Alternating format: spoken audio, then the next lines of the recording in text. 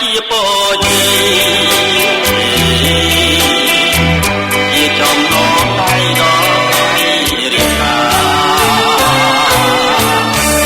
ជាលៀងរំជាប់មិនលឿងកាលលំសាជារឿងនិច្ចប្រាប្រាតែស៊ូកាន់ចិត្តយ៉ាងណាឡៃ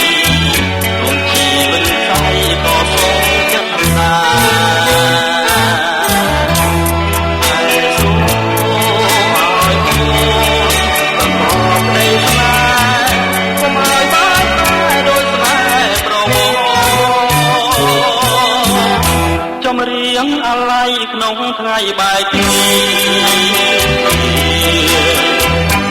តែគ្រាគ្រា